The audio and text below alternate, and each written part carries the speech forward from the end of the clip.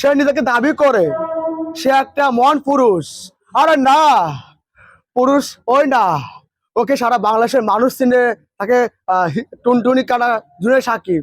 সেই আরো একটা মেয়ে নিয়ে আসছে, গতকালকে দেখলাম আর একটা মেয়ে নিয়ে আসছে, তার মানে ভালোবাসে, তাকে বিয়ে করতে রাজি আছে। রংপুর থেকে এসেছে। হ্যাঁ, রংপুর থেকে আসছে।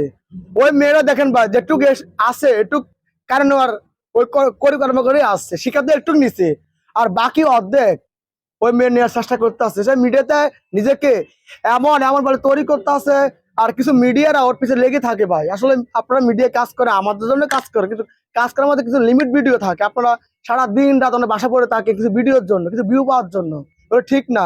সে একটা আমাদের, আমি তো একটা ছেলে মানুষ, আমার একটা যোগ্যতা আছে বাবা হওয়ার, ওটা কিছুই নাই।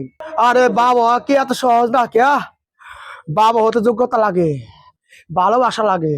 যে মানুষ নিজে বড় রাইখা পরকিয়া করে সে আর বাবা হইব। যে মানুষগুলো অন্যায় করব, তার অন্যায় ওই শিখা নামে মেয়েগুলা তার জবাব দিব। এই যে জুনিয়র সাকিব নামে একটা ছেলে আছে, আহ মানে তার মানে কর্ম দেখে আমাদের আজকে অনেক কষ্ট লাগে।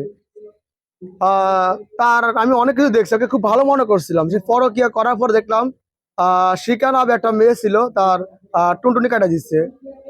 তারপরে তার শিক্ষা হয় নাই, যে একটা বাগনি নামে একটা মেয়েকে বিয়া করছে।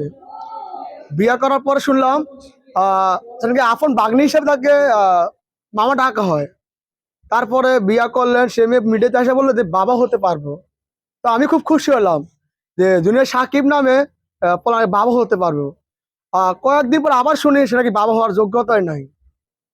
আর ওইখানে তার যে মেয়ের মা অনেক কান্নাকাটি করতেছে মিডিয়াতে, যে আমার আমার মেয়েকে জুনিয়র সাকিব জোর কইরা তাকে শিক্ষা দিতে আছে যে সে বাবা হতে পারবো, তাকে বিয়া করছে। সে মেয়েটা বয়স মাত্র 16 বছর, সে কি বোঝে?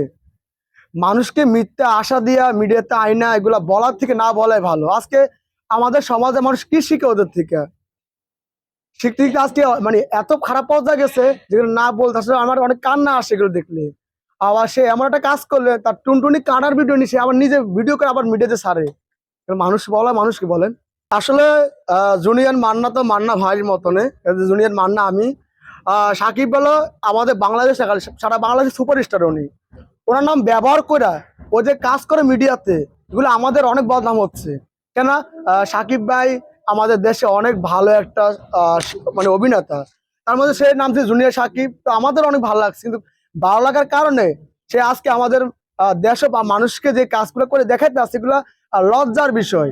মানে আমার মাথার আমার কান্না হয় যে আমাদের সুপারস্টার নাম ব্যবহার করে উনি যে ভাইরাল হওয়ার জন্য এগুলা করার মানে আসে না।